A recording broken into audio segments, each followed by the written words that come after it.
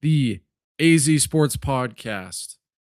And we got a lot to talk about. It was a busy weekend of Arizona sports. Before I get into that, if you're watching this, please like, comment, subscribe. If you are watching live, please comment in the chat.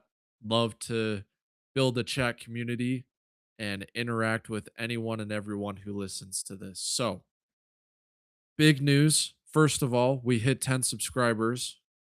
Hopefully, one day there's three more zeros after that or four. I'm trying to build this thing as big as I can get it and build a community with as many people as passionate or not as passionate. You know, you can be a casual and still hopefully listen to this podcast and enjoy Arizona sports. The goal is for this podcast to cover everything important that's happening in the Arizona professional sports world. Perhaps we'll delve into some local college sports as well, but for right now, what I have time for and what I want to watch the most is the Cardinals, the Suns, and the Diamondbacks. And we can't get enough Diamondbacks right now. We just can't. There's so much happening. And every game, every series is a roller coaster that we're just along for the ride. And it's going to be a fun September. It might be a devastating September yet again, but it's going to be fun to see how this team goes. So, and if you aren't listening to this live, you can always go back and listen to this in podcast format or on YouTube format. I post a more post a quicker, better edit on YouTube and in podcast form as well, taking out a lot of long pauses or the mess ups. But I like going live because this is how you get better. And I am not afraid to show my mistakes. And so I'm going to go live, but I'll also put out more polished forms of content as well. And as this channel has started to grow a little bit more, I do take clips from these live streams and put them out. That's kind of how it's designed, where I'll record a whole podcast and then I'll take each team that I talk about or each segment that I do and put that out in a shorter format. So if you see those videos and you're like, "Hey, I'm hearing the same thing twice," well, it's true because I'm just taking what goes on in this live stream, splicing it up a little bit, making it a little bit more polished, and then putting it out in shorter format to hopefully, gain more views on those because people are looking specifically for what's happening with Ketel Marte, what's happening with Matt Ishbia, what's going on with different what's going on with different teams specifically. And I'm hoping to start to, incorporate a little more cross team content, whether it's top five athletes right now, top five Arizona athletes of all time. I'm going to try and start incorporating more of that into these shows as well. And we may even be looking at going to a Monday, Wednesday, Friday podcast schedule and making these episodes a little bit shorter, but just as good. So, with that being said, let's get into the first segment. And as always, with the Diamondbacks being the most, with the Diamondbacks being in a playoff hunt, we're going to talk about them first until there's actual legitimate football to talk about. So, here's the Arizona Cardinals. Or, I mean, sorry. Woo. See, this is why we do it live. So I can get better and you can look at my mistakes and laugh at me. The Arizona Diamondbacks rally to defeat the Cincinnati Reds on Sunday, putting them just 2 games back of the San Diego Padres in the National League wildcard race.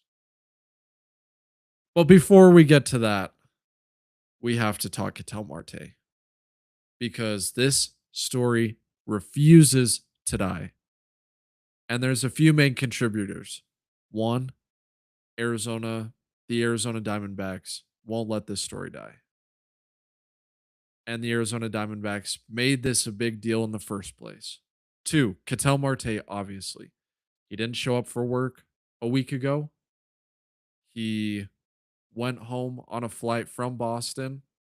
No one really knew where he was. He did not communicate with the Diamondbacks. 3, he meets with Torey Lovullo and Mike Hazen with his agent, is put on the 15-day IL. It's not backdated. And then he goes out to Talking Stick Resort Casino Friday night while the Diamondbacks are pouring it on the Cincinnati Reds to win the first game of the series. So, and since then, there's been some snippets that have come out from that conversation. Torey Lovullo said that he felt betrayed by the Ketel Marte situation. Uh, Derek Hall called it a mystery on Thursday before the Diamondbacks met with Ketel Marte.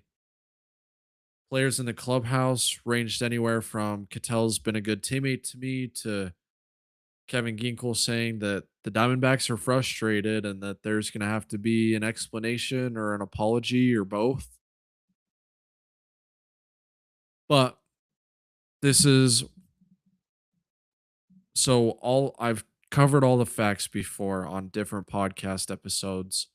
So if you're curious about the full backstory of what happened in 2024 and 2025 and now in 2026, that stuff's already out there. So let me tell you what I think happened based on all the information that we've gotten since the incident occurred on Monday and since his meeting with Torey Lovullo and Mike Hazen on Friday. So here's what I think happened.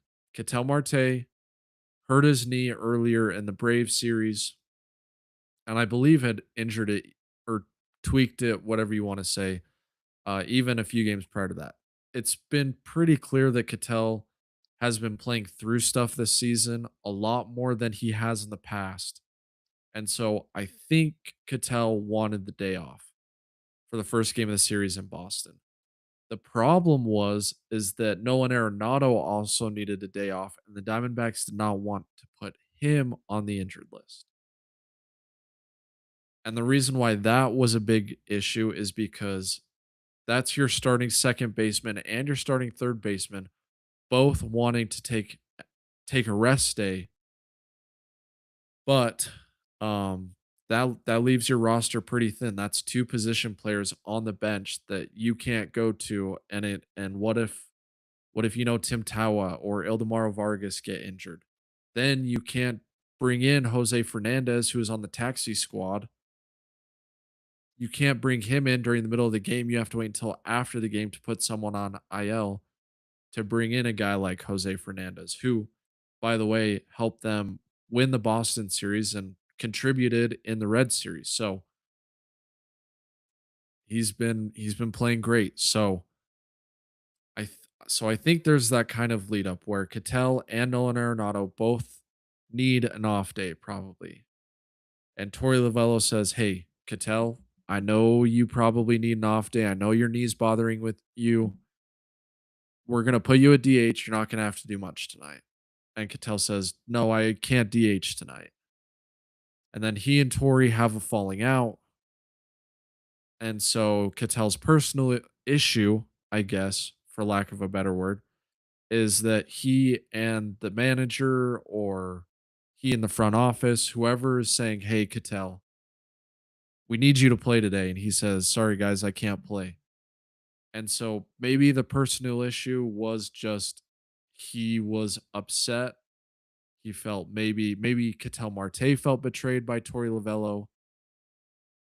Anyway, I think if from what we know and from what others and reporters who actually have sources, I don't have any sources. This is just information that I get from, listening to Jack Summers, reading Nick Picoro and on all of those guys, looking at Gambo tweets and watching the clips that come out from Arizona sports radio. So I know just as much as the next fan, but from what I can put together, the puzzle pieces that I'm putting together, it's that Ketel Marte was frustrated with Torey Lovullo, didn't want to go to work that day. So, in layman's terms, Torey Lovullo was beefing with his boss and did not want to go to work. Now, maybe that's putting it a little too simply, but if what I'm guessing right now, not reporting, just kind of putting the pieces together, what I'm guessing is that Torey Lovullo and Ketel Marte were had a disagreement. Ketel Marte said, "Hey, I'm the star player. You need to listen to me." And so he put his foot down and said, "I'm not going to the game, and I'm also not responding to any of your texts." Because if it was, I think, because here's the thing is, if it was something not related to baseball, I don't see why the Diamondbacks would have any problem putting Ketel Marte on this restricted list with pay, backdate his his injury or his injury list stint back to Monday. Um, and then, if he's healthy in 10 to 12 days instead of the full 15, he'll be ready to go. Right. But I think the beef and the personal issue was Ketel had a personal issue with Torey Lovullo. Um, basically just was frustrated and upset and just didn't go to work today and then didn't go to work that day and then didn't respond to any team personnel about this situation because he was mad at Torey Lovullo. Because if it was a not baseball related thing, sorry, I'll get back to that. How I started the sentence. If it wasn't a baseball related thing,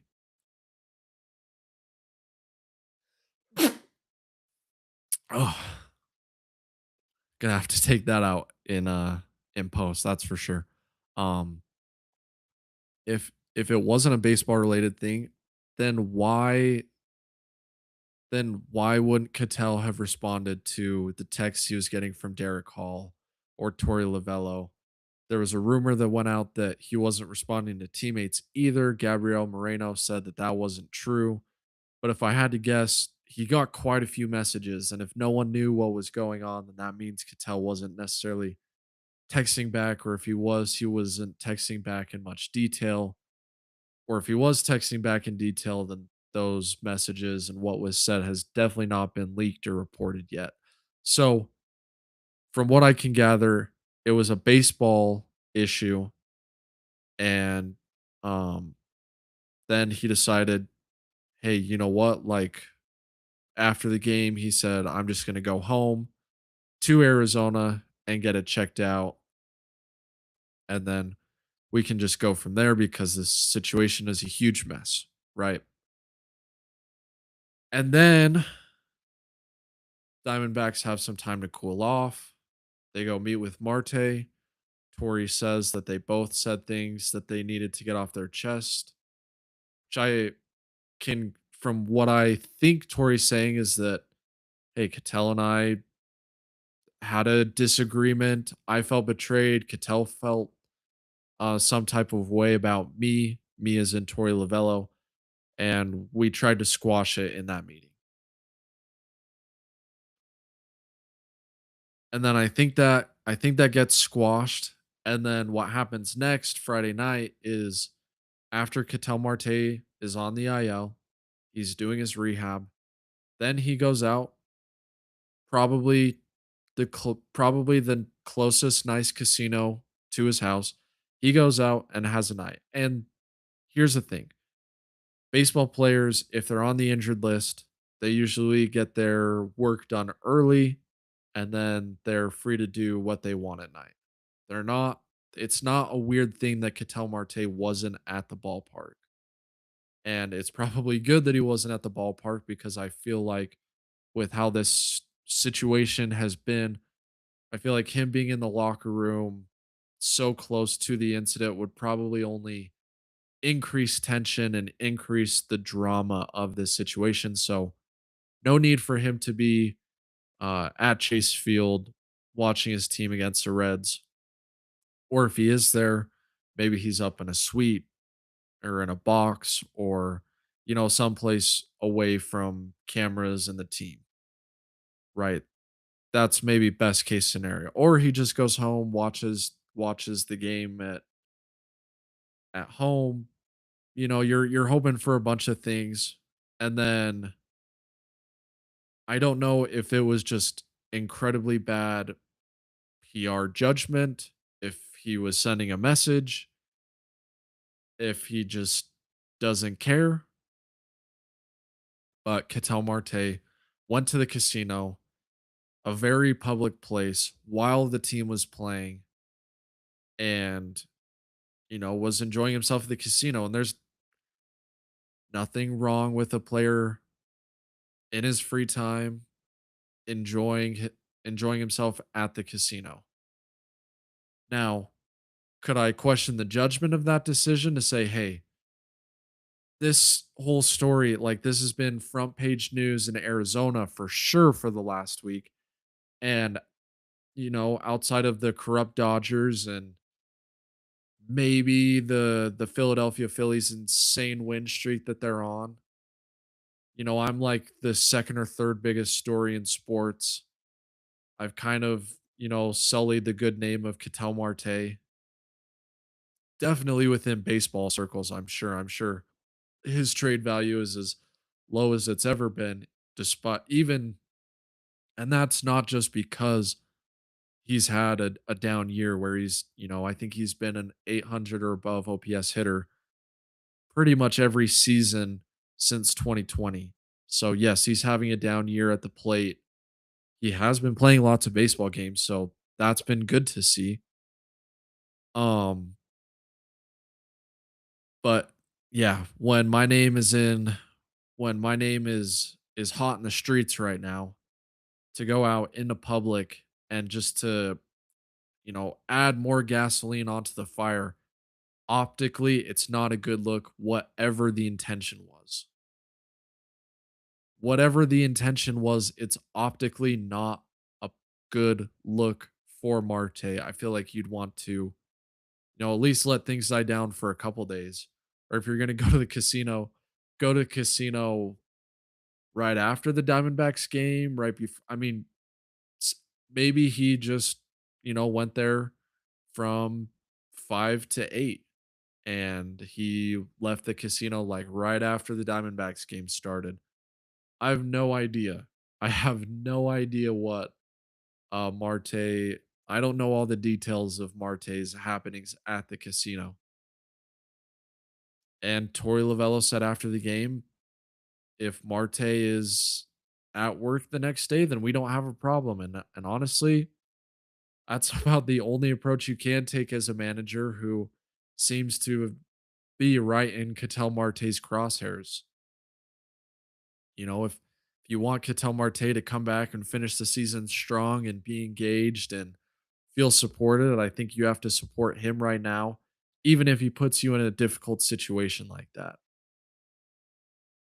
Now, obviously, there's Ketel liking a post that says he doesn't want to play for the Diamondbacks anymore. Maybe they've come to an agreement that Ketel come back, play out the rest of the season. We'll try and get you traded to your preferred destination during the offseason. Obviously, Marte can veto any team he chooses now that he has 10 years of experience in the MLB. It's just it's just frustrating because it felt like Friday afternoon the story was going to die down. We could finally put it to bed for a week. Ketel Marte stays out of the spotlight, but during an enjoyable blowout win against the Reds, if you looked on Twitter and you saw Marte at the casino, you just rolled your eyes and went, "Oh, this story's not going to die because the parties involved aren't going to let it die." Now, credit to the Diamondbacks for diffusing that part pretty quickly, but again, it'll get the fans riled up. And I've seen some takes all over the place on this on Twitter. Someone said that they blamed the Arizona media if Ketel Marte like maybe Ketel Marte doesn't want to play for the Diamondbacks anymore because of the media. One, if that's a case and you feel like the Arizona media has run Ketel Marte out of town, then honestly, that's fine. Because if a guy is going to be that hurt by what the media is saying about him, I'm okay if that guy gets run out of town. That doesn't show the most mental toughness or mental maturity if you want to leave town because of the media. Two, Arizona media, I don't feel like is that tough on Marte. Like Marte has definitely had a lot of defenders. Now you can point to Gambo, who seems to be on the attack. Whoever his sources are really uh just pile dirt on top of Ketel Marte. That's for sure. But they're definitely, I mean, you listen to the PHNX guys and Derek Montilla and Damon Dog. Those guys have defended Marte for months and wanted to keep him. And there were other people who said that Ketel Marte should be traded. He's definitely polarizing. He's a fan favorite, and he's also one of another spectrum of fans. He's probably their least favorite player. I mean, if you can't tell, like Ketel Marte right there, that's him. That's him right there. Marte and Carroll quickly became my two favorite players, honestly, in all of Arizona sports outside of Devin Booker, right? Happy Kobe Day. Happy Kobe Day. Happy D-Book's Idol Day, right? I'll have something for that at the end of the show for sure. Um, Obviously, behind me are two of the greatest Arizona baseball players of all time. But Ketel Marte, he's right there. Ketel Marte is right there. Like, I want him to be a Diamondback for life. And I know he played a few games with the Mariners, but I want his real career, his entire journey in the game of baseball to be in a Diamondbacks uniform. I want him to finish out this contract, have more 800 OPS seasons, hit 30 home runs, play good defense at second base. I want that for Ketel Marte. I want that to be his story as an Arizona Diamondback. But right now, he's making the story about his some people call it selfishness, his poor professionalism, maybe a lack of maturity. Those are all things that I've said, that I've thought, that other people have said. That right now, that's the story. I posted a video last week about how Ketel Marte and DeAndre and are similar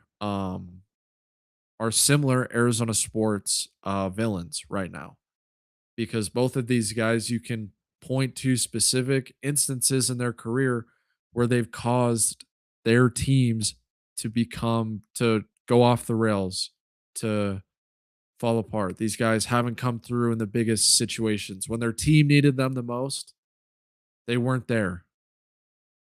They weren't there because, I mean, let's face it, if Ketel Marte plays this week, maybe the Diamondbacks get another win in Boston.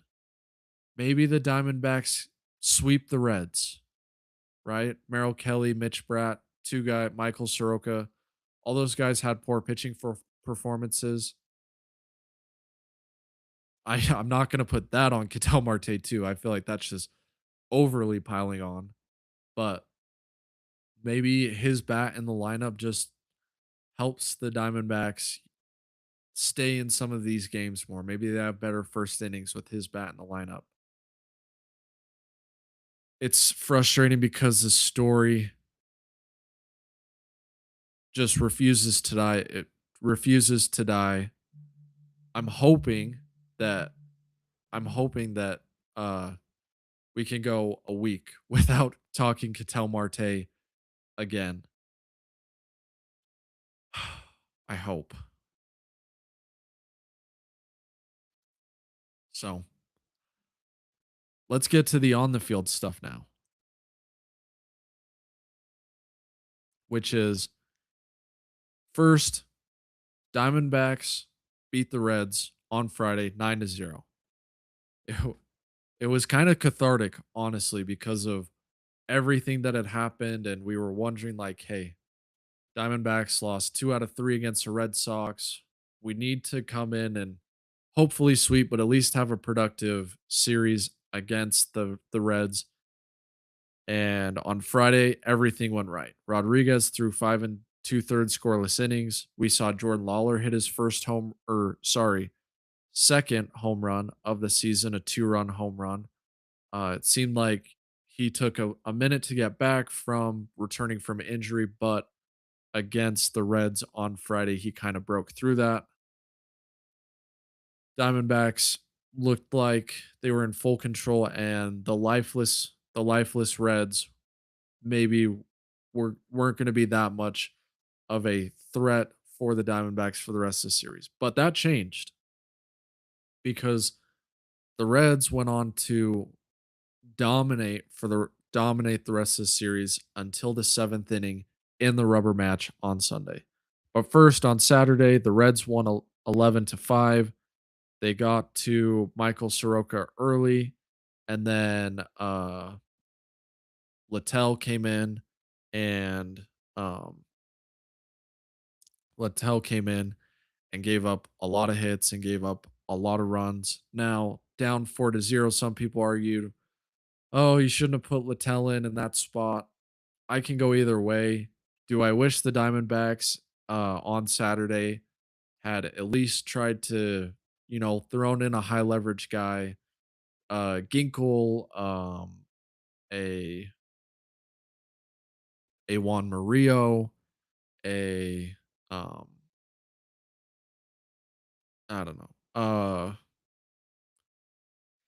a Taylor Clark. That's who I was thinking of. Sorry, don't know why I brain farted right there. Like, could they have brought in one of those high leverage guys just to get out of the inning? Hopefully, you're only down 4-0 instead of 6-0. Then that puts you in position to then you bring in Littell without inheriting any runners and see if he can hold things down for the next 3 innings and give the Diamondbacks a chance to get back into it offensively. I would have preferred that over just bringing Littell in immediately. I know maybe analytically that's the wrong move. Jack Summers said that at that point in the game, the Diamondbacks only had a 10 to 11% chance to win the ball game. So putting in Littell and just eating the innings, excuse me, eating innings analytically was the right call there. But I don't know. I'm not sure. I mean, I would have preferred a higher leverage guy in that situation, maybe get out of the inning and then bring in Littell, let him get a rhythm without guys on base, and then go from there. The Diamondbacks did not do that, and eventually the Reds won 11-5. It was another decisive blowout loss because with this Diamondbacks team, it's very frustrating. They win a lot of close games, but there have been quite a few of these this year where they just can't get outs, and all of a sudden the lead just escapes them, and they're these games early. And as we saw on Sunday, as long as they're within 3 to 4 runs in the sixth, seventh, eighth, ninth inning, this team is not out of it because at any point the offense can rally. And we know that this bullpen has been maybe the best part of this Diamondbacks team this season.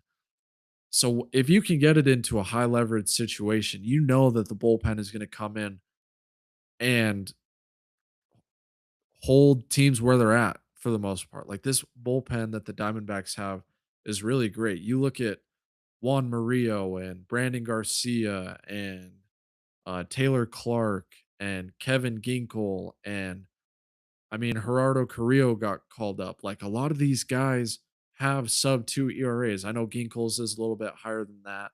It's like 3-6 or 3-7, but this is a guy that Torey Lovullo just throws out there every time there are runners on base and says, "Please get me out of this one, Ginkle." And Ginkle, time and time again, comes through for Lovullo, and he's earned that trust despite some down outings recently in the last month.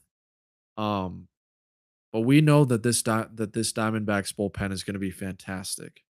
And guess what? On Sunday, it was fantastic again because Mitch Bratt only went 3 innings, gave up 3 runs in the third inning, and then it was Gerardo Carrillo came in, Taylor Clark came in, saw Brandon Garcia and Kevin Ginkel at the end. Juan Murillo came in. Like, these guys came in and held the Reds down for the rest of the game, giving the Diamondbacks the opportunity to come back and win this game. It started in the 6th inning when Corbin Carroll tripled and then was knocked in, I believe, on a sacrifice fly by Gabriel Moreno, who unfortunately finally broke his hitting streak, but still walked twice and had a sacrifice fly in this game. So at least he has a 16-game on base streak now that he can continue to pile up. Hopefully, he just gets on base every game for the rest of the season. But it started then. Diamondbacks didn't score for the rest of the inning. We're down 3-1. But then in the 7th inning, it was Tim Tawa. It was Jordan Lawlar got back-to-back hits. James McCann drew a walk. Lars Nootbaar hit a ground out single to first, or sorry, a ground out. Lars Nootbaar had a ground out RBI to first base, which allowed Tawa to score. And then it was Ildemaro Vargas who slapped a triple um, on the first pitch of the at bat to give the Diamondbacks a 4-3 lead. Corbin Carroll then uh, came up, sacrifice fly deep into the outfield, allowing Ildemaro Vargas to score and go up 5-3. And then it was Juan Murillo in the 8th inning, and then Brandon Garcia and Kevin Ginkel combined in the 9th inning to give the Diamondbacks a 5-3 win and win the series. Because if you were watching the game yesterday and the Diamondbacks just looked lifeless again, and you were like, man, is this Marte thing eating at them? Are they just losing steam at the end of are they just at the end of their road? Do they have anything left in the gas tank to go on a run to finish out the next 5 to 6 weeks of the season? It kind of felt like if they were going to lose this series, they had lost the Boston series, they had lost the Rockies series before that. So we were staring, losing 3 out of our last 4 series right in the face, going 7-8 over our last 15 games. We were staring that right in the face, but we came back, we won, and now we're moving forward, hopefully, and possibly one of the biggest games, biggest series of the season starts tonight against the Chicago Cubs. We're not going to catch them, but anytime you can play teams in the wild card and knock them back makes things much better for you. And the Diamondbacks need to win this series against the Cubs this weekend, or sorry, this week. Um, right now, it looks like it's going to be Kevin Gosman versus Merrill Kelly. Diamondbacks need a strong performance from Merrill Kelly right now. He has a 5.37 ERA. Diamondbacks need Merrill, the mainstay, to show up tonight and keep the Diamondbacks in the game. Fortunately, they're going against Kevin Gosman, who's 6-11 and has a 4.58 ERA.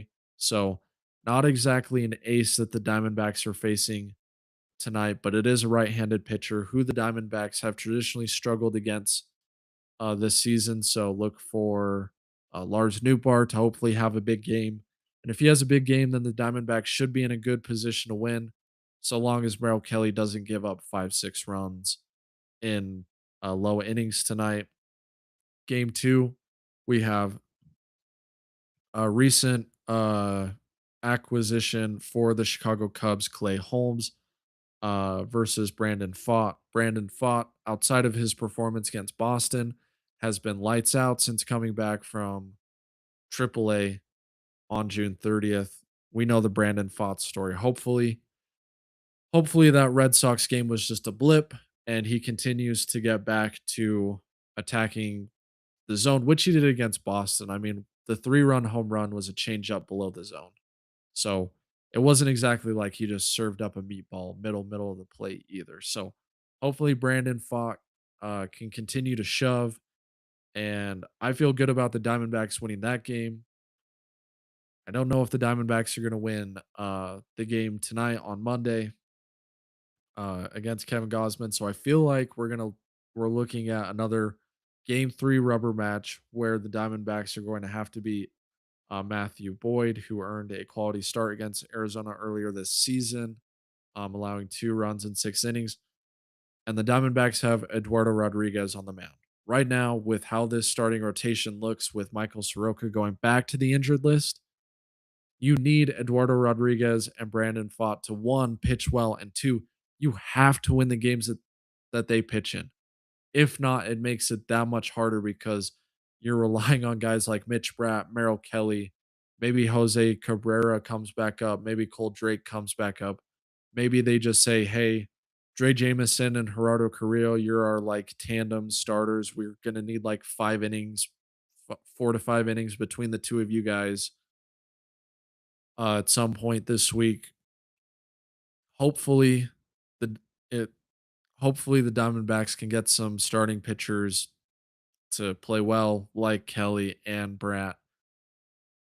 But ultimately, you have to win both the games that Brandon Fott and Eduardo Rodriguez play because those 2 games are your best chance of winning. It doesn't matter if you're playing the Colorado Rockies or the Milwaukee Brewers right now. Those 2 guys give you the best shot at winning when they're on the mound. So you have to win those games. My prediction, Diamondbacks are taking 2 out of 3 against the Cubs. And then hopefully they can take 3 out of 4 against the Giants this week. Maybe even 4 out of 4 games against the Giants this week and get right back into this wild card picture, which right now, if we look at the wild card picture, Fangraphs gives the Diamondbacks a 31.5% chance, and Baseball Reference gives the Diamondbacks about a 37% chance to make the playoffs right now. Uh, the Phillies are at like 70 something percent, and the Padres are around 63 to 64%. So it's a 3 horse race for those final 2 spots right now. The Marlins are a couple games back of the Diamondbacks, so we're now in we're now in a place where hey, we're also looking over our shoulder and not just looking at the teams in front of us. Because unfortunately, the Diamondbacks have gone 8-7 over their last 15 games, whereas the Phillies and the Padres have both gone 11-4.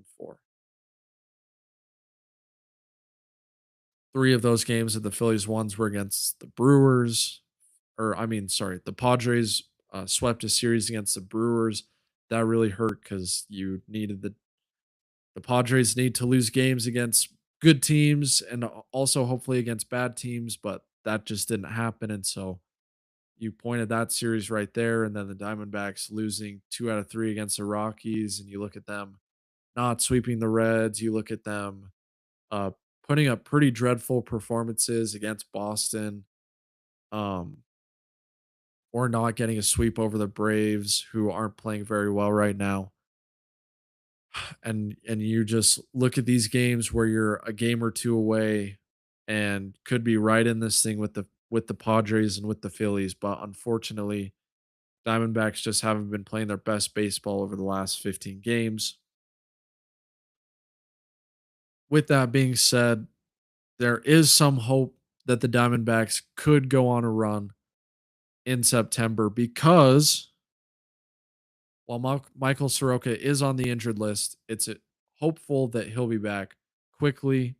Ketel Marte could be back hopefully at the beginning of September. And Corbin M. effing Burns could be back at the beginning of September as well. He's facing live batters right now. Sounds like he'll get to pitch this weekend in a minor league game. Zach Gallen is throwing bullpens right now. He's a guy that could come back and we've seen guys come back from injury and pitch well, and we've seen guys come back from injury and pitch terribly. Maybe Gallen can flip the script for the last half month of the season, but and there's Lourdes Gurriel down in AAA right now trying to figure things out. He hasn't hit very well, and there's no need to rush Gurriel back until you get him the necessary at bats and until he gets back into a rhythm right now. I would assume he will take Max Kepler's place on the team once he is eventually ready to be back. But even if Gurriel comes back, there's no telling how much playing time he's even going to get because Jordan Lawlar and Ryan Waldschmidt and Lars Nootbaar are kind of the three guys that they're playing in two spots right now at center field and left field, um, with obviously Corbin Carroll in right field. So there's reinforcements coming. We're so close to Corbin Burns pitching in an Arizona Diamondbacks uniform again. Just hopefully less than 10 days away, ideally. Ideally.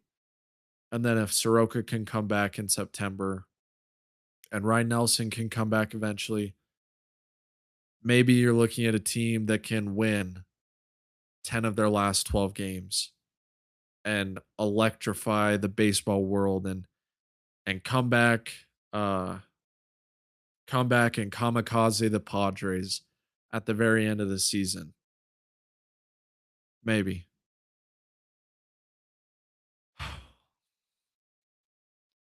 All right.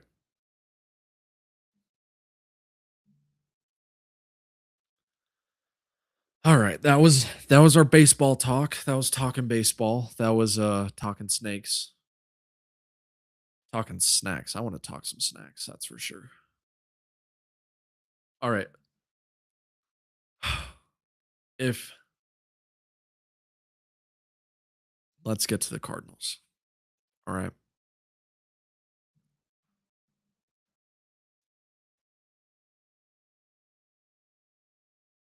Let's get to those Cardinals. Okay.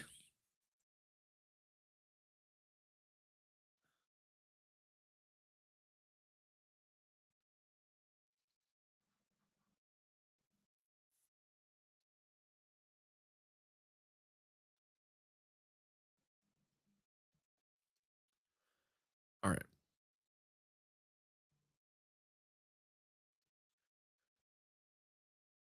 The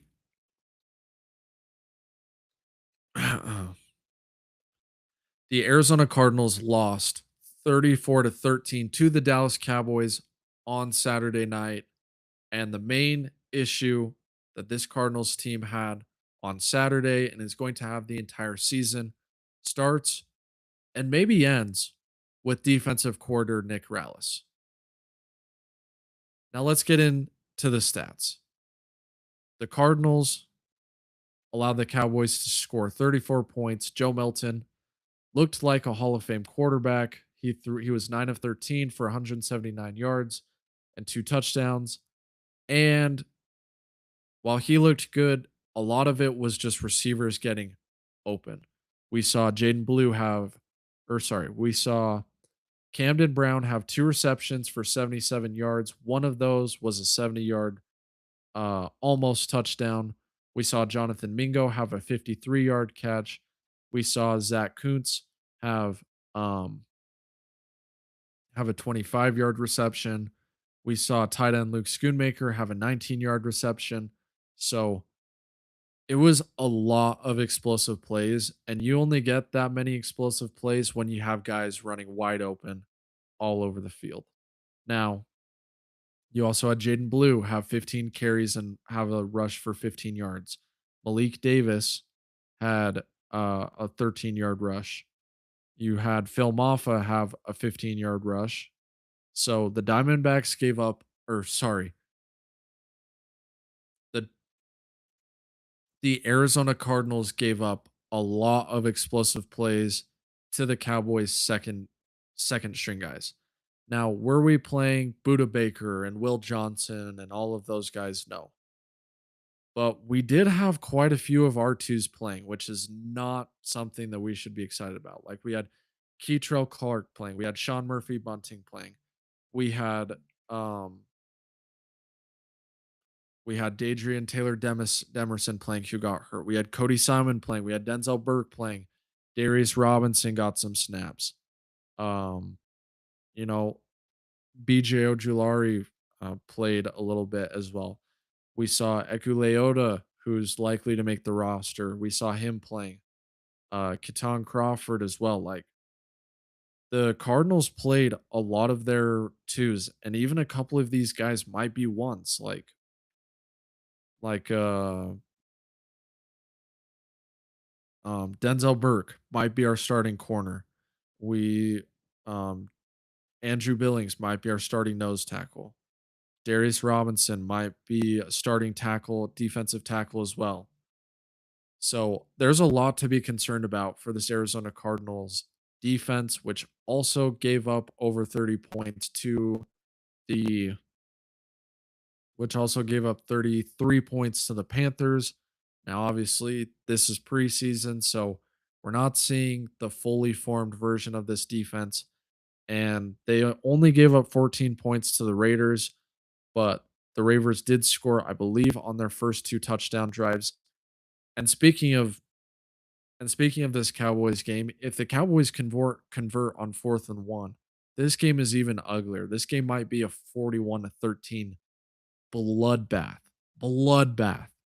And if Rallis had a history of good defenses with the Arizona Cardinals, we probably wouldn't be freaking out about it. We'd be saying, "Oh, it's just preseason," right?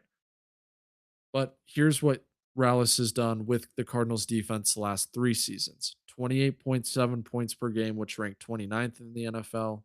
In 2024, when the Cardinals went 8-9, the defense was 15th and they gave up 22.3 points per game. Not great, but not horrible. But then in the 2023 season, defense was ranked 31st and gave up 26.8 points per game.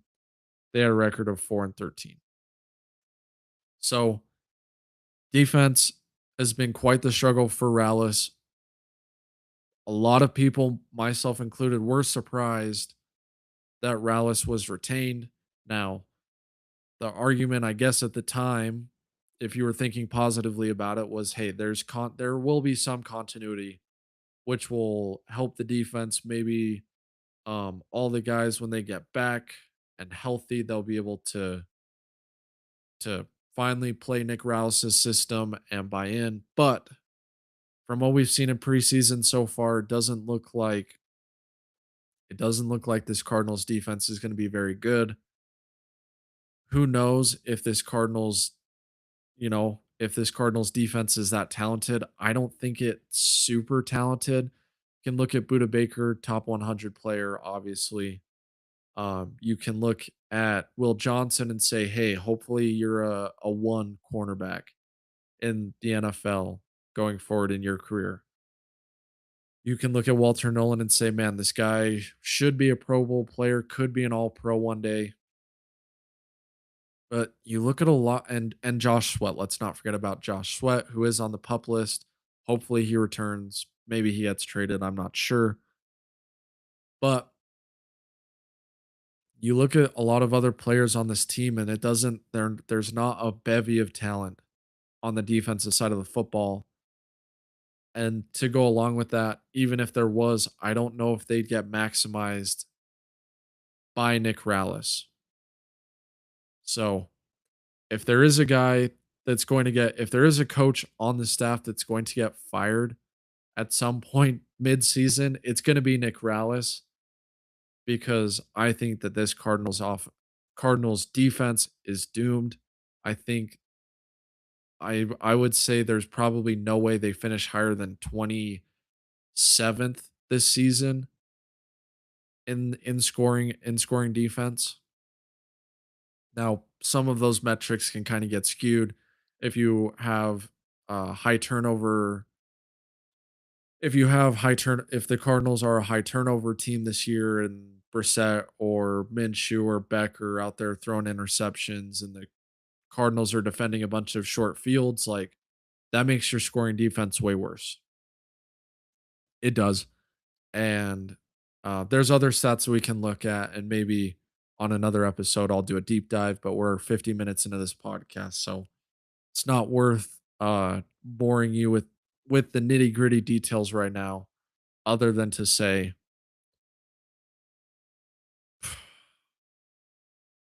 this Cardinals defense is going to be bad. Buckle up.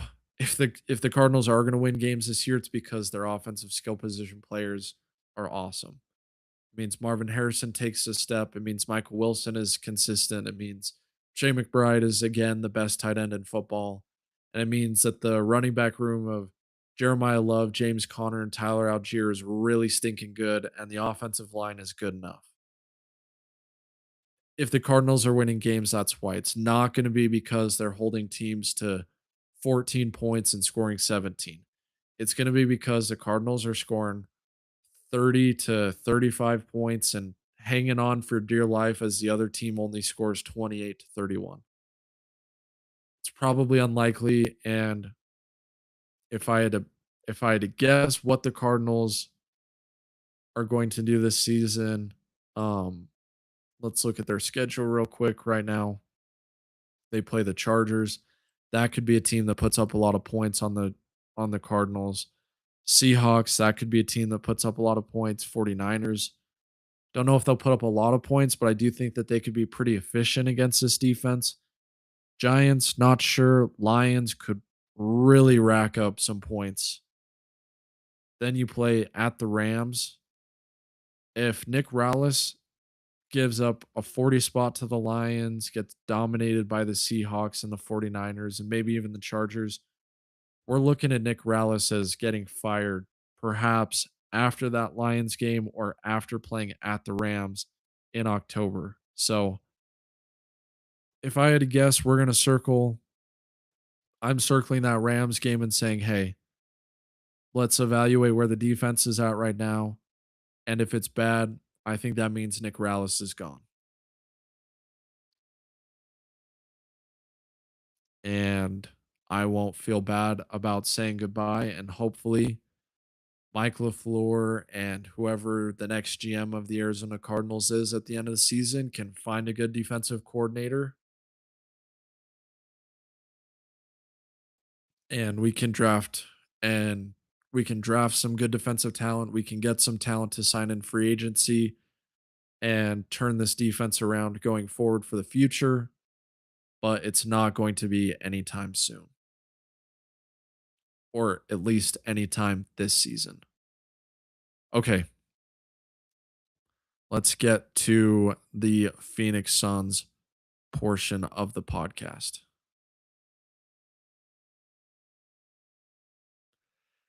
If you didn't see it this weekend, maybe you did, maybe you didn't. Nope, I'll restart that.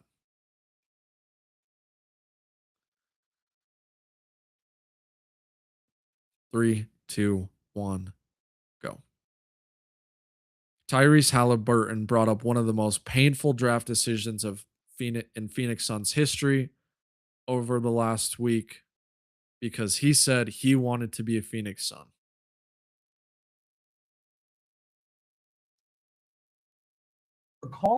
And Phoenix, we were calling Phoenix, like, because I was like, y'all need a PG. You and D-Book? Let me. I was out trying to play with Book. I'm like, let me come play with Book. And they were like, we're drafting a power forward. And Phoenix. All right.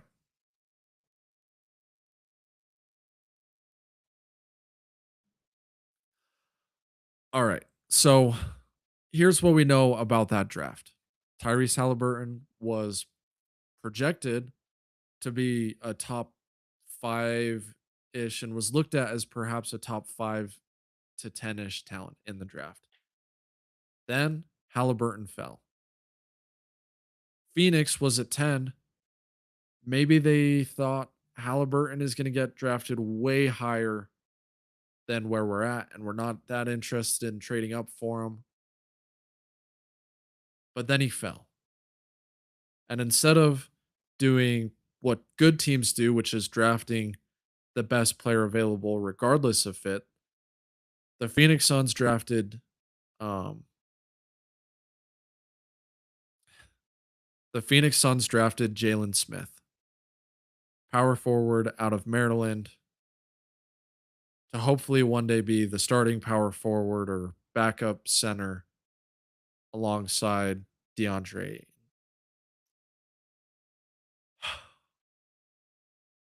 So, but here's the thing. I don't know if that was actually true because everything that's ever been reported about why the Suns didn't take Halliburton is that Halliburton didn't want to go to the Suns. Monty Williams says perhaps, or according to Monty Williams, the Suns were interested in Halliburton, but Halliburton and his team didn't seem that interested in going to Phoenix. But what Tyrese Haliburton said is that he and his team were trying to get to Phoenix. But here's what I don't know. Here's what I don't know is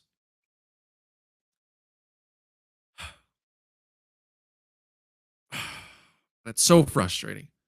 Here's what I don't know, right? 2 days before the draft, the Suns traded for Chris Paul. So maybe the entire draft process, Halliburton is correct in saying, yeah, we were trying to get Phoenix to take us. But then maybe things changed on draft day because the Suns had Chris Paul. But even then, you bring in Tyrese Haliburton to be Chris Paul's backup. Heck, they could have even played at the same time. You bring in Tyrese Haliburton to be Chris Paul's backup for a couple seasons. And then you can let Chris go and you don't have to worry as much about it giving him a big extension, with which the Suns did. You don't have to worry as much about Chris Paul falling off in the playoffs because you have Tyrese Haliburton as the point guard. And the Phoenix Suns win an NBA championship if they draft Tyrese Haliburton. If everything plays out the same way and the Suns have Tyrese Haliburton in the NBA Finals against the Milwaukee Bucks instead of Jalen Smith, I think the Phoenix Suns win an NBA championship. Not only do they win an NBA championship, could they have two? Because everyone wants to play with Book. Everyone wants to play with Tyrese Haliburton. Could you imagine? I don't think there's a better backcourt in the NBA. And those two guys would complement each other very well. Do I necessarily believe Tyrese Haliburton saying that he and his team wanted to go to Phoenix so badly on draft night?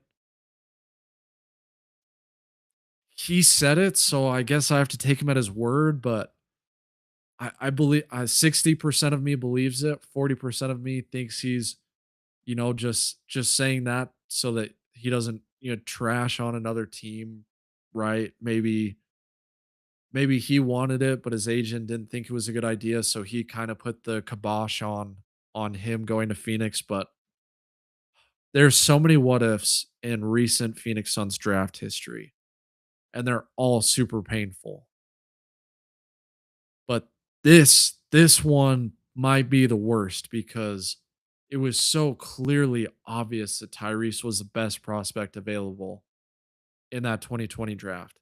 And it was difficult because it was during COVID and we didn't have the combine, and it was James Jones's second draft at the helm of the Suns. And so while he was a NBA pro for a long time, it was only his second draft. We've heard about how the Suns just didn't have the scouting department resources that a lot of other NBA teams had.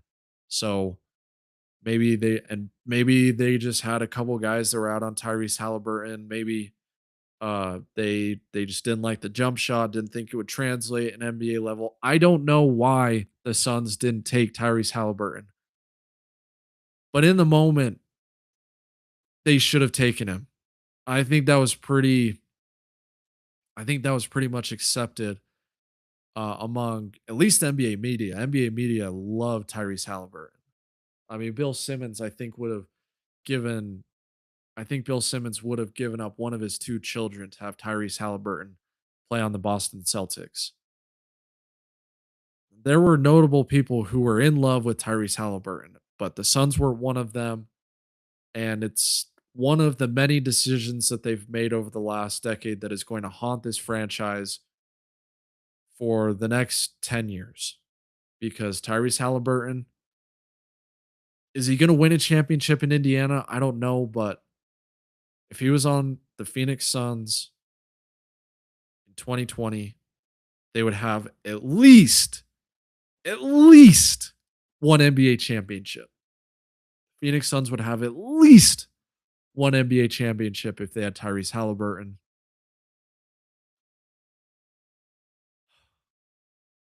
And it hearing Tyrese talk about it on a podcast this last week, it hurts because Phoenix is a place where one, we've had some incredible point guards, and he would have continued that long line of Chris Paul, Steve Nash, Kevin Johnson, Jason Kidd, Stephon Marbury, while uh controversial, really good point guard. We've had so many good point guards as the Suns as Suns fans. We've had so many good point guards. And man, what if Tyrese, what if Tyrese was that next guy? I mean, we also could have drafted De'Aaron Fox or Jamal Murray in other drafts as well. So, I mean, there's just a litany of good point guards that the Suns just didn't draft. We just it's it's so frustrating because there's so many good point guards that the Suns could have, and now you look at the roster, and as much as I love Colin Gillespie, what if we had Tyrese? You know, what if we had De'Aaron Fox? What if we had Jamal Murray? What if we had and let's be honest, like Tyrese Maxey went in that same draft. He went in that same draft. He was at 20. He was at 20. I don't know. There's a bunch of good guards in that draft.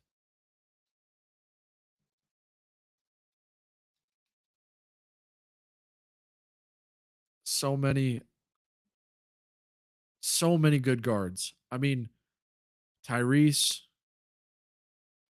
uh, let's see. Let's look and see. Oh yeah, Tyrese Maxey went 21. And then Emmanuel quickly went at 25. Peyton Pritchard went at 26. Jaden McDaniels went at 28. Desmond Bain went at 30. Uh gosh. It's not just Tyrese. Devin Vassell was at 11. It's not just Tyrese, although Tyrese is the one that hurts me the most because he was so obviously perfect, like perfect point guard prospect. There's so many guys in that draft that you look at and say, man, if they were on the Phoenix Suns instead of Jalen Smith for that 3-year run, could have been so much better. It when the Suns trade for Kevin Durant, maybe Tyrese Halliburton's in that deal, but that means they get to keep maybe both Cam and Mikal. Definitely one of those guys for sure. Maybe you let DeAndre Ayton go in free agency and say, "Hey, we'll make this center thing work because we have Devin Booker, Chris Paul, Tyrese Halliburton." Maybe the Suns have leverage over Chris Paul in contract negotiations, and they don't have to give him as big of a deal. Maybe they can, trade Chris Paul a couple seasons in and get some better return on value than Bradley Beal, who ultimately sunk this Phoenix Suns franchise. I mean, there's so many different avenues that we could go down. If it's Tyrese Haliburton, Devin Booker, Kevin Durant, name a okay forward prospect plus a good center, like can that team win a championship? Do the Suns win a championship in 2023 when they play Denver? Because, like, let's be honest, you take that exact same team, but you throw in a healthy Tyrese Haliburton. You throw in a healthy Tyrese Haliburton on that team instead of Chris Paul's very old and injured body. Do the Suns win a championship that season? They certainly have even more offensive firepower. This one hurts. This one hurts. And even if Tyrese is lying, there's a knife in my heart that just keeps twisting and twisting and twisting the more and more I think about it. And so I have to make myself happy. And the thing that's going to make me happy today, got new pair of books. My first pair of book twos. Hopefully these shoes are awesome and they won't be my last pair of book twos. I have 3 pairs of book ones, but ooh, are y'all seeing these? These are the Sunburst shoes. Oh.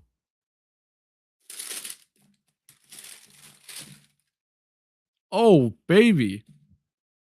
Would you look at these? I like this, the translucent bottoms. Not sure I love those. Hopefully these, keep their grip. Look at this. Oh, so stiff. So stiff. Hopefully the court feel. The thing that I'm most looking forward to about these, and I know these books have been out for a minute, but this is my first pair. I really hope that the court feel is better because in the book ones, it's hard to truly get that same court feel that you get in other basketball shoes. I do appreciate that these look more like a basketball shoes.